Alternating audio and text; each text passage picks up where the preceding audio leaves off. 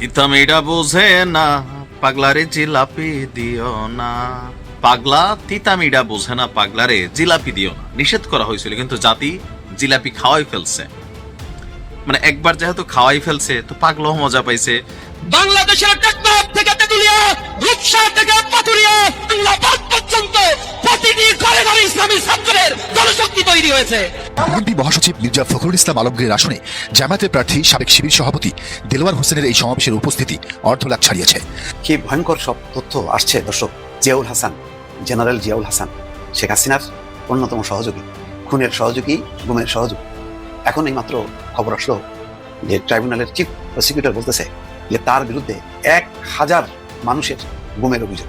আর একটা মামলা হয়েছে, 2 মামলায় শেখ হাসিনা, তারেক সিদ্দিকী সহ 30 জন আসামি। আলেম ওলামাদের নিয়ে, আলেম ওলামাদের শানে মির্জা ফখরুল এক প্রকার বেয়াদবি করেছেন, আলেম ওলামাদের তুচ্ছ তাচ্ছিল্য করেছেন, আলেম ওলামাদের দায়ী করেছেন, আলেম ওলামাদের উপর দায় চাপিয়েছেন।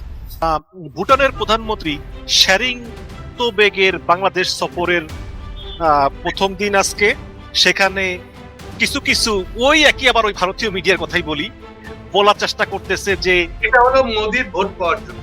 এই মানুষগুলা মুকুট পড়বে যাদেরকে সবসময় দাবিয়ে চিবিয়ে, যাদেরকে বঞ্চিত করে, অবহেলা করে, অসম্মান করার জন্য চেষ্টা করেছে 54 বছরের বাংলাদেশের রাজনৈতিক দলগুলা। বাংলাদেশকে শিক্ষা দেওয়ার জন্যই এখন আসলে কি প্ল্যান চলছে? আসসালামু আলাইকুম দর্শক, নতুন একটি খবরে আপনাদের সবাইকে স্বাগতম। আশা করছি আপনারা ভিডিওর শুরুটা দেখেই বুঝতে পেরেছেন আজকের নিউজটা ঠিক কতটা গুরুত্বপূর্ণ হতে চলেছে এবং ঠিক কোন দিকটাকে ইঙ্গিত করছে।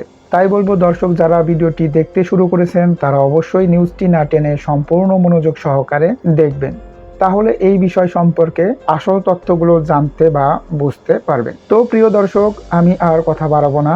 ভিডিওর শুরুতে আপনাদের যেই ভিডিওগুলোর অংশবিশেষ দেখিয়ে শুরু করেছিলাম সেই ভিডিওগুলোর বিস্তারিত আলোচনা দেখব।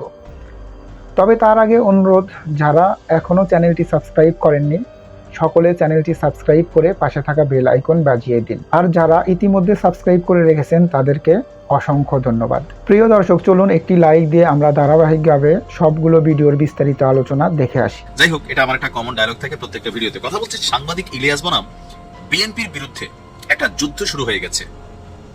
এমনকি প্রকাশ্যে সাংবাদিক ইলিয়াস, পিনাকিদা যারা আছেন তারা কিন্তু এখন বিএনপিরে ধরছেন।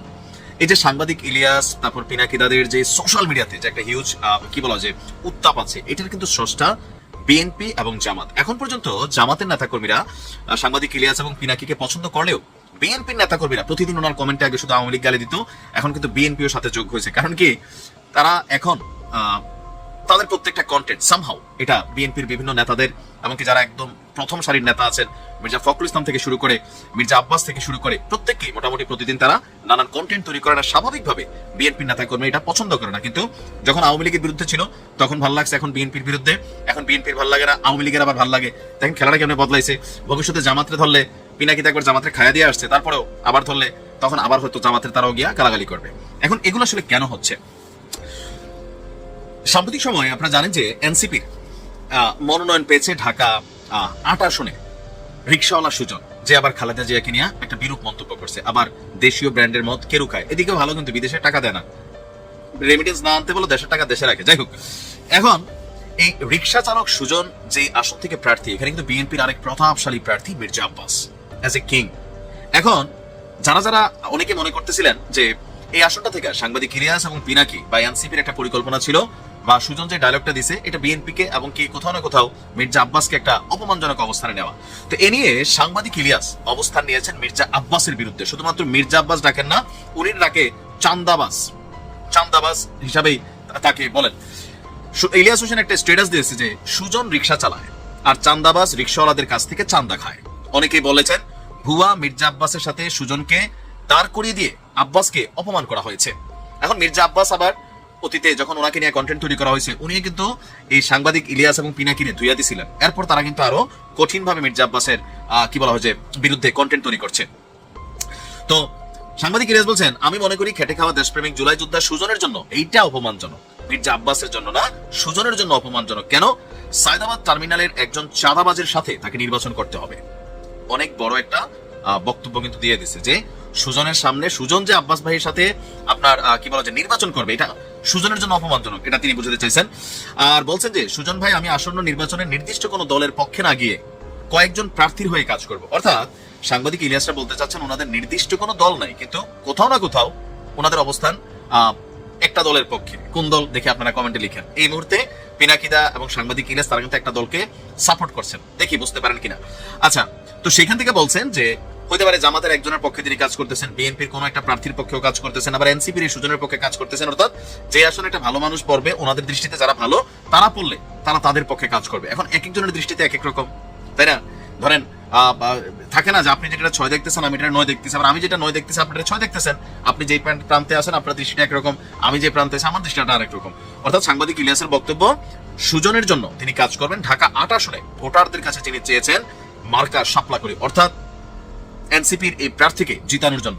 তবে আমি অ্যাডভান্স একটু এটা বুঝতে পারতেছি, হিরু আলম যেমন ঢাকা 17তে দাঁড়াইয়া আরাফাতের বিরুদ্ধে জিতা গেছিল, কিন্তু সবাই বলে যেটা কারচুপি হয়েছিল লাস্ট এরিয়া, এমনকি ক্যান্টনমেন্ট এরিয়ার মধ্যে অনেক ভোট পাইছিল হিরু আলম।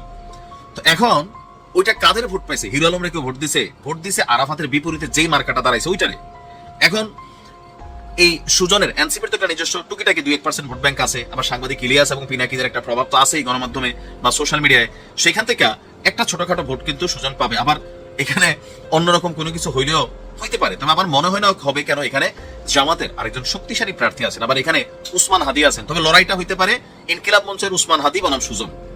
মির্জা আব্বাসের সাথে লড়াইয়ে সুজন টিকবে না, কারণ দিন শেষে বাংলাদেশের জনগণ আবেগে অনেক কিছু করে, কিন্তু ধরেন বিচার বিশ্লেষণের সময় মোটামুটি সঠিক একটা অবস্থানে নিয়ে নেয়।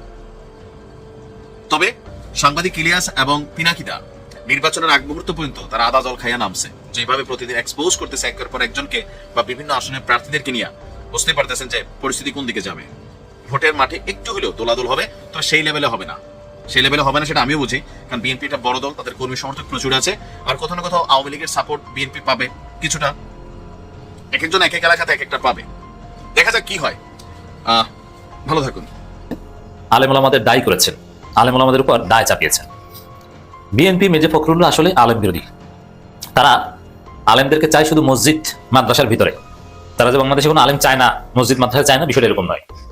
কিন্তু আলেম ওলামারা রাজনীতি নিয়ে কথা বলবে, এটা একদম তারা পছন্দ করে না। তারা চায় হুজুর মানুষ মসজিদে থাকবে, মাটির নিচের ওয়াজ করবে, মাটির উপর ওয়াজ করা যাবে না। এই জন্য দেখবেন যে ওয়াজের স্টেজে যদি কোনো হুজুর মাটির উপরে কোনো কথা বলে তারা রেগে যায়, তারা ওয়াজে বাধা দেয়। কিন্তু আপনি জাহান্নামের ভয়, মাটির নিচের কবরের আযাব নিয়ে সারা রাত ওয়াজ করবেন, কিচ্ছু বলবে না। আসলে বিএনপি হচ্ছে, বর্তমান বিএনপি, মির্জা ফখরুলদের বিএনপি হচ্ছে পিওর হিন্দুত্ববাদী সেকুলারিস্ট দল। এর মানে আলেম ওলামারা রাজনৈতিক কথা বলবে, এটা তারা চায় না। মির্জা ফখরুল একজন আলেম বিদ্বেষী। মির্জা ফখরুল শরিয়া আইন বিদ্বেষী। শরিয়া আইন যে সমর্থন করে না তার ইমান থাকার কথা নয়। আবার যে শরিয়া আইন সমর্থন করে না, বিশ্বাস করে না, সে আলেমদেরকে দেখবে, এটা তো হতেই পারে না। কারণ আলেমরা তো শরিয়া আইন চায়, আলেমরা তো কাজই করে শরিয়া আইনের পক্ষে। তো এই জায়গায় মির্জা ফখরুল ইসলাম আলমগীর একটা ভয়ঙ্কর কথা বলেছেন আলেম ওলামাদের শানে। তিনি বলেছেন, এত আলেম মসজিদ মাদ্রাসায় থাকতে দেশে অন্যায় দুর্নীতি কেন? মির্জা ফখরুল এর মানে দোষ আলেমদের মসজিদ মাদ্রাসায়। কেন ভাই? আপনার মতো রাজনীতিবিদ থাকতে, এত রাজনৈতিক দল, এত নেতা খাতা থাকতে এত দুর্নীতি, অন্যায়, চান্দাবাজি শব্দটা একটু বলতে পারেন না? এটা কেন? মির্জা ফখরুল এভাবে বলতেন যে এত আলেম ওলামা থাকতে এত চান্দাবাজি কেন? এই চান্দাবাজি শব্দটা আপনাদের মুখ থেকে বের হয় না। কারণ দুর্নীতি তো এটা আওয়ামী লীগ বিএনপি সবাই করে, বা প্রশাসনও এখনো প্রচুর দুর্নীতি করে। প্রশাসনের সকল সেক্টরে, থানা থেকে শুরু করে সব সেক্টরে দুর্নীতি, এটা তো আছেই। কিন্তু চান্দাবাজিটা এখন ট্রেন্ডিং আছে। বিএনপির স্যাঁচরা নেতা থেকে শুরু করে লন্ডন পর্যন্ত চান্দাবাজি ভাগ পায়। চান্দা তোলে পল্টনে, ভাগ যায় লন্ডনে। এটা হচ্ছে বিএনপির টোটাল রাজনীতি। এই জন্য অন্যায় অপকর্ম এগুলো নিয়ে কথা বলতে গেলে অন্যান্য অপকর্মের সরাসরি উদাহরণ দিলেও চান্দাবাজের উদাহরণ সরাসরি মির্জা ফখরুল বিএনপি এরা দিবেন না, দিতে পারে না, এই সাহস তাদের নাই। কারণ চান্দাবাজ বললেই এটা যে বিএনপি, এটা সবার মানসপটে ভেসে ওঠে, সন্দেহাতীতভাবে বিএনপির নাম চলে আসে। এইটা হচ্ছে সমস্যা। এখন এই যে প্রশ্ন ছুড়ে দিয়েছেন মির্জা ফখরুল, এত আলেম মসজিদ মাদ্রাসা দেশে থাকতে দেশে অন্যায় দুর্নীতি কেন? প্রথম কথা হচ্ছে যে মির্জা ফখরুলের মতো একজন শরিয়া আইন বিদ্বেষী লোক আলেম ওলামাদের প্ল্যাটফর্মে তাকে ডেকেছে কারা? তাকে কে দাওয়াত দিয়েছে? আলেমদের সামনে তিনি কিসের কথা বলবেন? তো ওখানে যে আলেমদের উদ্দেশ্যে বলেছেন ওই আলেম মির্জা ফখরুলের পাচাটা হয়তো ওলামা দলমার্কা আলেম। নইলে মির্জা ফখরুলের কোনো আলেমদের প্ল্যাটফর্মে দাওয়াত দেওয়া হয়? অ্যাটলিস্ট বিএনপির দাড়ি চাচা নেতাদের মধ্যে যদি দাওয়াত দেয়নি, সালাউদ্দিন টুপি পরে অ্যাটলিস্ট মদিনার ইসলামের কথা তো বলতে পারে, মির্জা ফখরুল তো ওটাও বলতে পারে না। সুন্দরভাবে টুপি পরতে পারে, মির্জা ফখরুল টুপি পরাটা হয় না। আপনি চিন্তা করেন, একজন মানুষ মুসলমান, বয়স হয়েছে, এক পা কবরে, এই বয়সে এসে মির্জা ফখরুলের চেহারার দিকে তাকান, কিভাবে কি শেপটা করেছে। এটা মুসলমানিত্বের কোনো চিহ্ন? ইয়াং বয়সে অনেক কিছু করে, কিন্তু একটা বয়স হলে একটু সুন্দর দাড়ি রাখে, যেমন ডক্টর খন্দকার মোশাররফ, ডক্টর মঈন খান, কি সুন্দর দাড়ি, কেন সমস্যা কি? এভাবে রাখা যায় না? বা আরো এই আসাদুজ্জামান খান কামাল, আওয়ামী লীগের, সুন্দর লাগে একটা বয়সে, একটা নির্দিষ্ট বয়সের পর দাড়ি রাখা। এই দাড়ি রাখা যে কোনো মুসলমানের জন্য জরুরি। এটা নিয়ে হাদিস আছে, আয়াত আছে, এটা নিয়ে আমরা কথা বলতে পারি। অনেকে বলবেন যে ভাই কার দাড়ি আছে দাড়ি নাই, এটা নিয়ে আপনি কথা বলেন কেন? কেন বলবো না? এটা হাদিসে নাই, এটা রাসূলের সুন্নাত না? তো এটা নিয়ে আমরা ওয়াজ করবো না? আমার না থাকলে আপনারা ওয়াজ করবেন, আপনার না থাকলে আমরা ওয়াজ করবো। এরকম একজন দাড়ি না রাখলে যে তার ইমান নাই, এই কথা বলছি না। হয়তো বা আপনি সুন্নাত ত্যাগ করছেন, বা অনেক আলেমদের মতো আপনি ওয়াজিব ত্যাগ করছেন, তারপরও আপনি ইমান হারাতে হননি। কিন্তু এরকম দাড়ি চাচা একজন লোককে হুজুরদের প্ল্যাটফর্মে দাওয়াত দেয় কোন সেন্সে? হুজুরদের নসিহত করার জন্য। আমার প্রশ্নের জায়গা হচ্ছে এইটা। এখানে ডক্টর খন্দকার মোশাররফ স্যারকে দাওয়াত দিতে, অথবা মঈন খানকে একটু সুন্দর দেখাতো যে না দাড়ি আছে, মুসলমান দেখায়। তো এই হচ্ছে অবস্থা দর্শক। শিবিরের ছেলেদের ছোট দাড়ি দেখলে এক শ্রেণী হুজুরদের জ্বলে, আর এই মির্জা ফখরুল এবং সালাউদ্দিনদের দাড়ি ছাঁচা দেখলে তাদের জ্বলে না, তাদেরকে বড় চেয়ারে বসে নসিহত শুনতে পারে। এখন মির্জা ফখরুল যেটা বলেছেন, এত আলেম মসজিদ মাদ্রাসা থাকতে দেশে অন্যায় দুর্নীতি কেন? মানে দোষ আলেমদের, মসজিদ মাদ্রাসা, তাদের ব্যর্থতা। এখন তাদের কেন? তারা যদি এই রাজনৈতিক বিষয় অন্যায় দুর্নীতি চাঁদাবাজির বিরুদ্ধে বলে, তাহলে তো আপনারা বাধা দেন। এই কারণে, বিএনপির কারণে এত অন্যায় দুর্নীতি চাঁদাবাজি কেন? বিএনপির কারণে। উত্তর হচ্ছে এটা, কারণ বিএনপি চাঁদাবাজি দুর্নীতি অন্যায় করে। বর্তমান সময়ের কথা যদি বলি, যে বাংলাদেশে মসজিদ মাদ্রাসা সব ঠিক আছে, আলেম ওলামা আছে, কিন্তু তারপরও বিএনপির চাঁদাবাজি কার? উত্তর হচ্ছে বিএনপি চাঁদাবাজি করে বলে চাঁদাবাজি আছে। মির্জা ফখরুল্লাহ চান্দা খান বলে চাঁদাবাজি। উত্তর পেয়েছেন ফখরুল সাহেব, নাম্বার 1। দ্বিতীয় হচ্ছে, হ্যাঁ, হুজুরদের নসিহত যদি ব্যাপকভাবে তারা স্বাধীনভাবে করতে পারতো, অনেকে হয়তো বা ফিরে আসতো। কিন্তু সমস্যা হচ্ছে যে চাঁদাবাজি ছাড়তে হলে তো বিএনপি ছেড়ে আসতে হবে। এই ভয়ে আমি চ্যালেঞ্জ দিয়ে বলছি, কোনো দলের নাম বলা লাগবে না। ওয়াজে, মসজিদের জুমার খুতবায় যদি বাংলাদেশের সমস্ত বক্তা, সমস্ত খতিব সিদ্ধান্ত নেয় যে আগামী এক সপ্তাহ যাবৎ সমস্ত ওয়াজে এবং আগামী জুমায় বাংলাদেশের সমস্ত মসজিদের খুতবায় চাঁদাবাজির বিরুদ্ধে বয়ান করা হবে, দেখবেন যে কতজন হুজুরকে বিএনপি পিটায়। আমি চ্যালেঞ্জ দিয়ে বললাম, কোনো দলের নাম বলবে না, বলবে জাস্ট চাঁদাবাজি করা যাবে না, চাঁদা দিব না, নিব না। শরীয়তের আলোকে, কোরআন সুন্নাহর আলোকে এই বয়ান করবে, দেখবেন যে কত হুজুরকে যে বিএনপি বাধা দেয়। বলবে যে আপনাকে এই কথা বলতে বলেছি, আপনি মাটির নিচের ওয়াজ করেন, আপনি চাঁদাবাজি নিয়ে কেন বলেন? এবং কয়েকজন হুজুরকে হত্যাও করতে পারে এরা। তাহলে এত আলেম মসজিদ মাদ্রাসা থাকতে দেশে অন্যায় দুর্নীতি কেন? মির্জা ফখরুল উত্তর পেয়েছেন, আপনি চান্দা খান বলে, আপনি হুজুরদের কথা শুনেন না বলে, আপনি শরিয়া আইনে বিশ্বাস করেন না বলে, আপনি বৃদ্ধ বয়সে এক ঠ্যাং কবরে গেছে এখনো দাড়ি রাখেন না বলে, আপনার নেতাকর্মীরা এই হুজুরদের, আলেম ওলামাদের বাধা দেয় বলে, হুজুরদের এইসব অন্যায় দুর্নীতির বিরুদ্ধে কথা বলার অধিকারে আপনারা বিশ্বাস করেন না বলে, আপনারা বাধা দেন বলে, হুজুরদের সাথে, আলেম ওলামাদের সাথে বেয়াদবি করেন বলে, হুজুরদেরকে মৌলবাদী বলেন, রাজাকার বলেন, এইসব কারণে। কি ভয়ঙ্কর সব তথ্য আসছে দর্শক। জিয়াউল হাসান, জেনারেল জিয়াউল হাসান, শেখ হাসিনার অন্যতম সহযোগী, খুনের সহযোগী, গুমের সহযোগী। এখন এই মাত্র খবর আসলো যে ট্রাইব্যুনালের চিফ প্রসিকিউটর বলতেছে যে তার বিরুদ্ধে 1000 মানুষের গুমের অভিযোগ। আর একটা মামলা হয়েছে, 2 মামলায় শেখ হাসিনা, তারেক সিদ্দিকী সহ 30 জন আসামি। বুঝতে পারছেন গত 15 বছর তারা ক্ষমতায় থাকতে কি কি করছে, এখন আস্তে আস্তে কিন্তু সব বেরোচ্ছে। এইমাত্র দর্শক এই চ্যানেল 24-এর স্কোয়াডে আসছে এই ব্রেকিং খবরটা যে জিয়াউল হাসানের বিরুদ্ধে 1000 মানুষের গুমের অভিযোগ। পলাতক গুমের 2 মামলায় পলাতক শেখ হাসিনা, তারেক সিদ্দিকী সহ 30 জনের বিরুদ্ধে। এটা শেষ হবে না। 15 বছরে এত অপরাধ, এত অন্যায়, এত জুলুম, বহু মানুষের আসলে খবরই নাই। এবং সেই পরিবার মানে যে তার মানে হারায় যাওয়া সদস্যের আর কোনো দাবিও করে না। কারণ গুমের আপনি কিভাবে করবেন, এর হদিশ বের করবেন কেমনে? যে গুম হয়ে গেছে, সরকার বলবে আমি জানি না, কোনো সংস্থায় বলবে আমি জানি না, আপনি এটা কেমনে দাঁড় করাবেন? যেগুলি গুম হয়ে হাওয়া হয়ে গেছে, গুম থেকে যারা ফিরে আসছে তাদের অভিযোগ আপনি আমলে নিতে পারবেন। কিন্তু এই যে বলা হলো 1000 গুমের অভিযোগ, 1000-এর মধ্যে কতজন তো আর কখনোই ফিরবে না, কিছু ফিরবে। চিন্তা করেন, সমস্ত সংস্থাকে আসলে একটা খুনে বাহিনীতে রূপান্তর করছে। শুধু সেনাবাহিনীর মূল বাহিনীকে করতে পারেনি, কিন্তু ডিজিএফআই-কে ক্যাপচার করছে। আর অন্যান্য সংস্থা যা যা ছিল কোনো কিছুই বাকি নাই। প্রত্যেকেরই নিজস্ব সেল ছিল, প্রত্যেকে বছরের পর বছর, মাসের পর মাস বিনা বিচারে আটকে রাখা হতো। এখন দেখেন আওয়ামী লীগের বলতে পারেন অত্যাচার নির্যাতন চলতেছে, কিন্তু এখন কি? এখন দেখেন প্রত্যেকেই কিন্তু তারা বিচারিক যেই অধিকার সেটা পাচ্ছে, আইনগত যে অধিকার সেটা পাচ্ছে। রিমান্ড, আদালত আর কারাগার, এটা তো হলো আইনি প্রক্রিয়ার মধ্যে তারা ঘুরতেছে, তাতেই সব কাহিল। আর এই মানুষগুলো ধরেন সালমান এফ রহমান, আনিসুল হক, তারপরে পলক, অন্যান্য যারা আছে তারা নাই, কে নিয়ে গেছে কেউ জানে না। তখন এই পরিবারগুলির অবস্থা, এখন এই পরিবার এদের সাথে তো ফোনে কথা বলতে পারতেছে, তার ফ্যামিলি প্রতিনিয়ত কথাবার্তা বলে।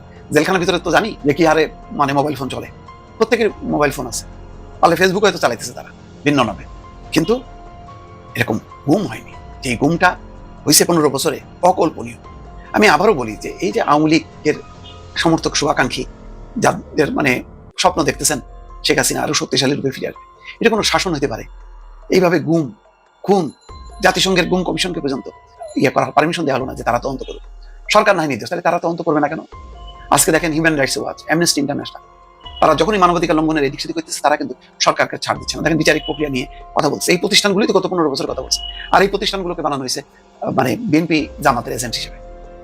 এখন তারা যে নিরপেক্ষ প্রমাণ হচ্ছে, জেডাই খান পান্না ওই যে যেই মৃত্যুদণ্ড দেওয়া হলো প্রথম যে মামলায়, হত্যা মামলায়, গণহত্যা মামলায়, এখন কিন্তু এই যে মামলা, সেই মামলায় জেডাই খানকে অনুমতি দেওয়া হয়েছে।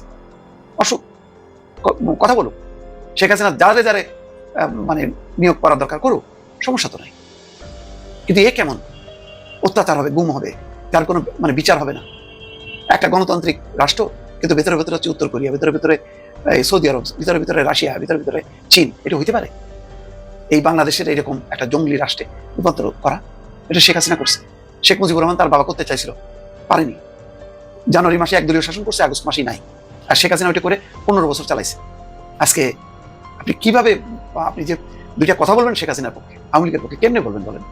ভুটানের প্রধানমন্ত্রী শেরিং তোবেগের বাংলাদেশ সফরের প্রথম দিন আজকে, সেখানে কিছু কিছু ওই একই আবার ওই ভারতীয় মিডিয়ার কথাই বলার চেষ্টা করতেছে যে এটা হলো মোদির ভোট পাওয়ার জন্য। ক্লিয়ার? ইউনূস নিজে গিয়ে তিনি রিসিভ করেছেন। আমি শেষ করি। অ্যাকচুয়ালি চীনের পজিশন হলো নেপাল আর ভুটানে 2 ইয়ার আমদানি রপ্তানি শুরু হবে বেসড অন বাংলাদেশ ডলমনি অ্যাক্ট। কথা ক্লিয়ার? একটু বুঝিয়ে বলেন আরেকটু।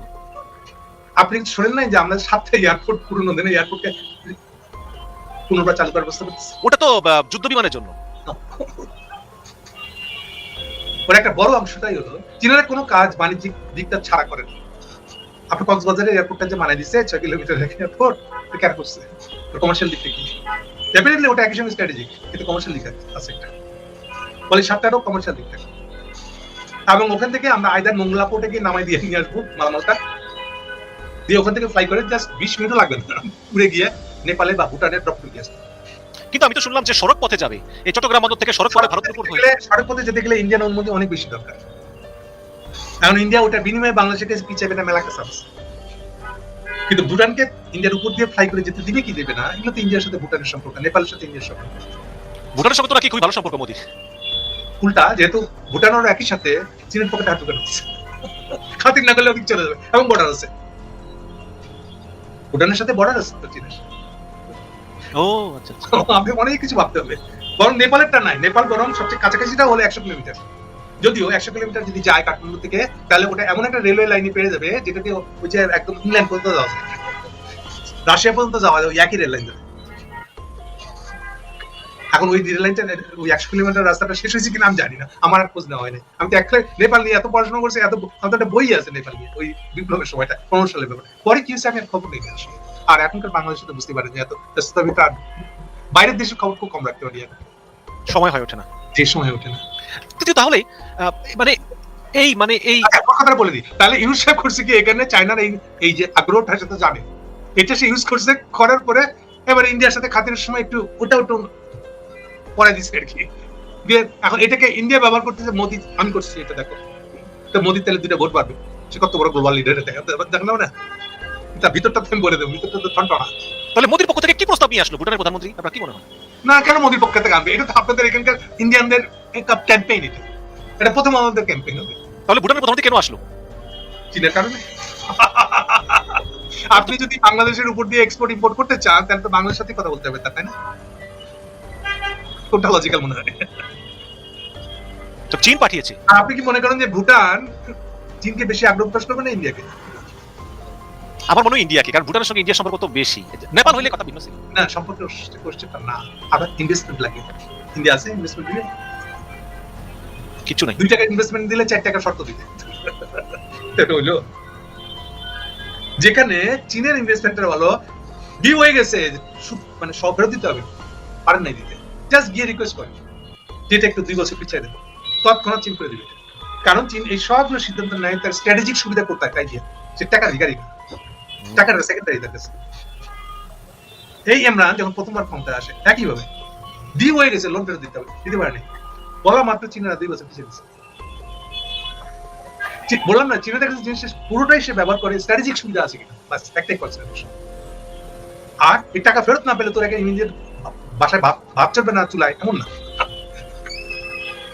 এটা আমেরিকাতে ছিল 50-এর দশকে, আমেরিকাতে এটাই হিউজ ক্যাপিটাল নিয়ে বসে আছে, ইনভেস্ট করার জায়গা খুঁজে পাচ্ছে।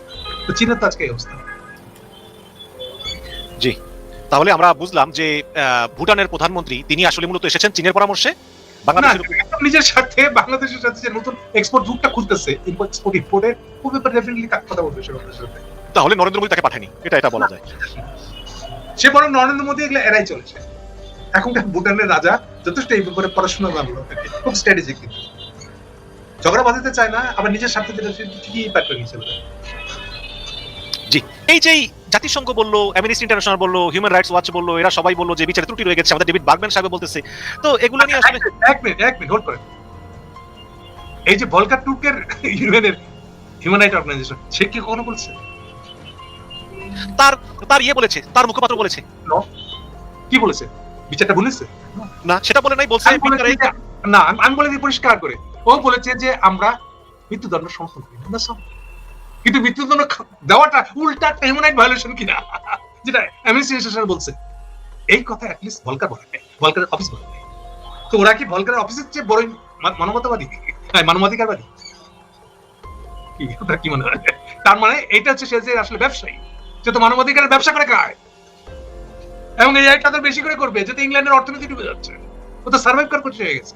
দেখো, আপনি তো নিজে ইংল্যান্ড থেকে বুঝতেছেন ক্রাইসিসটা কত ডিপ, এবং ইরেসপেক্টিভ অফ ক্লাস সবাইকে এফেক্ট করছে।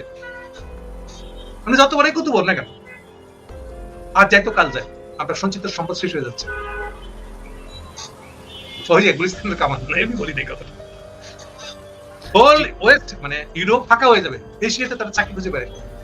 ঠিক যেভাবে এক সময় তারা চাকরি পাইছিল বলে বিভিন্ন শহর গড়ে উঠছিল, যে শহরে সে বসবাস করা শুরু করছিল। সে মানুষের এই মাইগ্রেশন প্যাটার্নটা কেন হয়েছিল? যেখানে চাকরির সুযোগ সুবিধা আছে, সে তো ওখানে গিয়ে বসবাস শুরু করবে। তো সে এখন উল্টাটা হবে, সে যদি মনে করেন এশিয়া এসে পার্মানেন্টলি বসবাস করা শুরু করে, সে কি ইংল্যান্ডে বাড়ি রাখবে? ওই গ্রাম নয় শহর, তার বাড়িটা থাকবে, তা আগে ওটা বেঁচে দিবে, ওটা রেখে লাভ কি? সিম্পল হিসেবে আপনার গ্লোবাল ইকোনমিটা যেদিকে টার্ন নিবে, ওরা তো সেদিকে যাবে, তাহলে কাজ পাবে কোথায়? এবং এটা টাইমিং আমি বলে দিচ্ছি, 28 সালের পর থেকে এটা হবে, অ্যারাউন্ড 28 শুরু হবে। এই ট্রাম্পের এইবারকার টেনিওরও শেষ হবে 28, এই জিনিসটা চেঞ্জেস শুরু হয়ে যাবে 28। যে কারণে আপনারা কেউ টের পাচ্ছেন না চীন কি পরিমাণ অ্যাগ্রেসিভ হয়েছে। এই অ্যাগ্রেসিভনেস আমি চীনকে কখনো দেখিনি।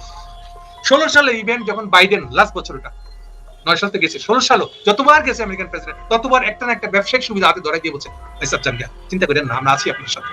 আর এখন দেখেন ট্রাম্পকে উল্টা আঙুল দেখাচ্ছে, চ্যালেঞ্জ করতেছে। চীন সেই চীন নাই এখন, বিকজ তখন তারা মনে করেছিল আমাদের আরো প্রস্তুতি নেওয়া দরকার আছে, সেই জন্য আমরা এখন এক্সট্রিম ভাষায় কথা বলবো না। ইভেন ট্রাম্প যখন 17 সালে প্রথম ক্ষমতা আসে, যখন সে এই কোয়াড চালু করার আগে সে চীন ঘুরে এসে কোয়াডের জন্য আশেপাশে বোধহয় জাপান গেছিল বা অন্য কোনো শহরে, বা সম্ভবত ইন্দোনেশিয়া, সেখানে গিয়ে সে কাগজে সই করছে। ইভেন একসাথে স্টেটমেন্ট দিতে পারেনি কোয়াডে, 4টা দেশে 4 রকমের স্টেটমেন্ট দেওয়া হয়েছে। এবারের সংসদ নির্বাচনে শিবির থেকে জামাত প্রায় 1 ডজন প্রার্থী দিবে। কথাটা আমি আজকে বললাম, আপনাদের কপালে লিখে রাখেন, কপালে মানে ডায়েরিতে লিখে রাখেন। যারা আমাকে মস্কারি করেন, আপনি এই তথ্য পান কই, হদিস পান কই, তাদেরকে আজকে আঙ্গুল দিয়ে দেখিয়ে দেব কোন 1 ডজন প্রার্থী শিবির থেকে ঢাকা মহানগর, চট্টগ্রাম, রাজশাহী, খুলনা সহ বিশেষ বিশেষ আসনগুলোতে শিবির থেকে 1 ডজন প্রার্থী অলরেডি মাঠে নামিয়ে দিয়েছে। আর নির্বাচন কমিশন যখন ডিক্লার দিবে, তখনই দেখবেন তাদের নমিনেশন সাবমিট কারা কারা করছে। আসসালামু আলাইকুম ওয়া রাহমাতুল্লাহি ওয়া বারাকাতুহু। শুরুতে একটু খেপে গিয়েছি, কারণ কিছু কিছু ছাত্র শিবির এবং জামাত করে এমন কিছু লোক আছে বোকা সুকা, তারা বোঝারই চেষ্টা করে না আমি কি বলছি আর আমার কথার মাত্রাটা কোন জায়গায় গিয়ে আটকাচ্ছে। তারা মনে করে তারা রাজনীতি করে, তারা জামাত করে, তারা শিবির করে, অনেক কিছু বুঝে, কিন্তু আমরা যে রাজনীতির বাবা সেটা তারা বোঝার চেষ্টা করে না। কারণ আমি তো 35 বছর আগের, 30 বছর আগের হদিস টেনে, সুতা টেনে কথা বলে থাকি, কারণ সেগুলো আমার জন্য প্র্যাকটিক্যাল, বাস্তব। এরশাদ বিরোধী আন্দোলন থেকে শুরু করে হবে আজকের এই দিন পর্যন্ত রাজনীতিকে ভালো করে দুই চোখ দিয়ে দেখি, রাজনীতি কে কখন কোন দিকে হাঁটছে, কার কথায় কি হচ্ছে আর কি হবে, ডক্টর শফিকুর রহমানকে বুঝা আর সেই মেধার জন্য ডক্টর শফিকুর রহমানের গত 40 বছরের রাজনীতি সম্পর্কে কিছুটা প্র্যাকটিক্যাল ধারণা আপনার থাকতে হবে, তাহলেই বুঝতে পারবেন ডক্টর শফিক কি জিনিস। ডক্টর শফিকুর রহমানের বিচক্ষণতা, রাজনৈতিক প্রজ্ঞা, রাজনৈতিক চিন্তা চেতনা, তার যে প্রজ্ঞা মেধা সেখানে হাবুডুবু খাচ্ছে দেশের অন্যান্য দলের বুদ্ধিজীবীরা, মেধাবীরা, রাজনৈতিক বিশ্লেষকরা, সাংবাদিকরা, যে যেখানে প্রশ্ন করছে, যেখানে সেনা প্রধান থেকে শুরু করে সবাই তার কাছে অনেক সময় বুদ্ধি পরামর্শ চাচ্ছে। এমন এক ব্যক্তি হলেন ডক্টর শফিকুর রহমান, যে নাকি সিলেট মহানগর জামাত ইসলামীর আমির থাকা অবস্থায় সিলেটের প্রত্যেকটা রাজনৈতিক দলের নেতাদের পারিবারিক বিচারের সালিশ করতেন ডক্টর এই শফিকুর রহমান। এত বেশি উনি জনপ্রিয় প্রত্যেকটা মানুষের কাছে। আজকে তার বাস্তবায়নের জন্য সে সুযোগ পেয়েছে 24শে স্বৈরাচার শেখ হাসিনাকে বিদায় করে। তিনি একটি প্রোগ্রামে তার নির্বাচনী এলাকায় কিশোরগঞ্জ 4 আসন থেকে তিনি নির্বাচন করবেন, ওইখানে প্রচারণা চালাতে গিয়ে একটা জায়গায় তিনি বলেছেন জামাত ইসলাম যদি পাশ করে তাহলে তিনি বিষ খাবেন।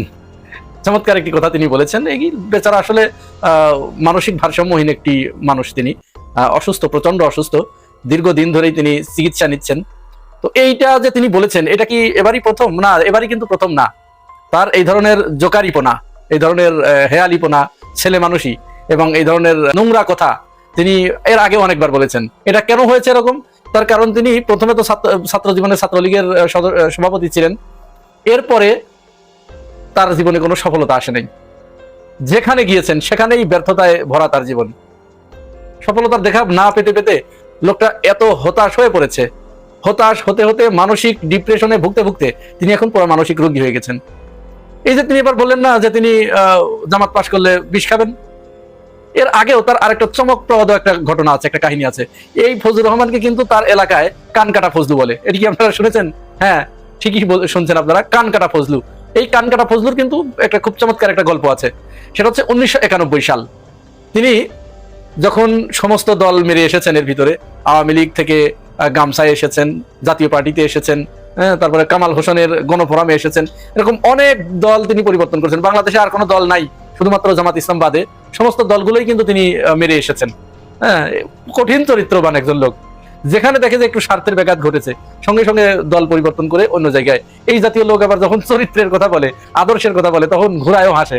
হ্যাঁ, রাস্তার কুকুরগুলোও চিৎকার করে কান্না শুরু করে ফজলুর রহমানের কথায়। যাই হোক, তো ওই সময় তিনি এরকম 91 সালে সব দল মেরে এসে, সব ঘাট পার হয়ে এসে, তিনি 4-5টা ঘাট পার হয়ে এসে দল চেঞ্জ করে আবার তিনি কিন্তু আওয়ামী লীগে দ্বিতীয়বারের মতো আসলেন। এসে আওয়ামী লীগের নমিনেশন নিলেন ওখান থেকে, আর ওখানে বিএনপির নমিনেশন পেলেন হচ্ছে মাওলানা আতাউর রহমান খান। তাহলে আতাউর রহমানের সাথে তার লড়তে হবে। ওই সময় তিনি বিভিন্ন জায়গায় তার নির্বাচনী প্রচারণায় গিয়ে আতাউর রহমান খানের পিছনে এমন লাগতেন, মানে প্রতিহিংসা যাকে বলে। রাজনীতিতে প্রতিযোগিতা থাকবে, প্রতিহিংসা কিন্তু ভয়ঙ্কর ব্যাপার। এই লোকটা পুরা প্রতিহিংসা পরায়ণ। আতাউর রহমান খানকে তিনি চ্যালেঞ্জ দিয়ে বসলেন যে এই আতাউর রহমান যদি পাশ করে, ওই কিশোরগঞ্জের ভাষায়, আর ভিতরে একটু পাগলামি আছেই, এই আতাউর রহমান যদি পাশ করে তাহলে আমি 2 কান কেটে কিশোরগঞ্জ শহরে হেঁটে বেড়াবো। যথারীতি নির্বাচন হলো এবং মাওলানা আতাউর রহমান খান তিনি পাশ করলেন। 91 সালে ওই আসন থেকে তিনি এমপি নির্বাচিত হলেন। তো ফজলু, এখন আপনাদের কাছে প্রশ্ন আসতে পারে, তাহলে কি ফজলু কান কেটেছিল? আপনারা এই যে ফজলু যে বক্তব্য দেয়, দেখেছেন কখনো তার কান কাটা? কোনো কান কাটা দেখেছেন? তার কান কিন্তু 2টিই আছে, বহাল তবিয়তেই আছে। এখন এই ফজলুর রহমান কিন্তু কান কাটেন নাই। তো যাই হোক, এবারের প্রেক্ষাপটটা একটু ভিন্ন, কারণ এবার তিনি আওয়ামী লীগের ভোটগুলো পাবেন, আর বিএনপির ভোট তো পাবেনই, কারণ বিএনপি এবার তাকে নমিনেশন দিয়েছে মূলত এই কারণে। আওয়ামী লীগের ভোটগুলো বিএনপির বাক্সে আনার জন্য তিনি মূলত এবার তাকে দল থেকে বহিষ্কার করার পরেও তাকে নমিনেশন দিয়েছে, এবং তাকে যে কথা শিখিয়ে দেওয়া হচ্ছে তিনি সেভাবেই বলছেন। একটি কোথাও তিনি তার বাইরে থেকে বলছেন না। এখন যদি জামাত ওখানে পাশ করে, তিনি কিন্তু বিষ খাবেন না, এটা একেবারে 100% বিষ খাবেন না। যেহেতু আগেরবার কান কাটেন নাই, এবারও বিষ খাবেন না। তিনি কিন্তু পুরোটাই আওয়ামী লীগের পারপাস সার্ভ করছেন, এবং তিনি ইতিমধ্যেই বলেছেন বিএনপি ক্ষমতায় আসলে শেখ হাসিনার এই রায়কে, ফাঁসির রায়কে বাতিল করা হবে। এটি কিন্তু তিনি সত্যই বলেছেন। তিনি আওয়ামী লীগ তাকে নিযুক্ত করেছে এখানে, বিএনপির হয়ে বিএনপি তাকে নমিনেশন দিয়েছে, এবং তিনি যদি জয়লাভ করেন, বিএনপি ক্ষমতায় আসলে তিনি বিএনপিকে দিয়ে এটি করতে বাধ্য করবেন। তো বিএনপির এরকম একজন ঘোরতম শত্রু, আমি ঘোরতম শত্রু বিএনপির এই কারণে বলছি, দেখুন কয়েকদিন আগে প্রফেসর ডক্টর মোহাম্মদ ইউনূস, অন্তর্বর্তীকালীন সরকারের প্রধান, তিনি বলেছেন যে স্বাধীনতার ঘোষণা দিয়েছিলেন বীর মুক্তিযোদ্ধা মেজর জিয়াউর রহমান। ঠিক তার প্রতিধ্বনি করে, তার প্রতিবাদ করে দেখুন ফজলুর রহমান বলেছেন যে না, স্বাধীনতার ঘোষণা দিয়েছিলেন শেখ মুজিবুর রহমান। তার মানে বুঝতে পারছেন তিনি কোন জায়গার মাছ, তিনি কোন কুয়োর ব্যাং। দর্শক, আশা করি সবগুলো ভিডিওই আপনি মনোযোগ সহকারে দেখেছেন। সেই সাথে দর্শক, এই ভিডিওগুলো সম্পর্কিত যদি কোনো তথ্য বা মতামত থাকে তাহলে অবশ্যই কমেন্টস করে জানিয়ে দিন। এতক্ষণ সাথে থাকার জন্য ধন্যবাদ। আবার দেখা হবে আগামী ভিডিওতে কোনো নতুন টপিকস নিয়ে। সকলের সুস্বাস্থ্য কামনা করে বিদায় নিচ্ছি। আল্লাহ হাফেজ।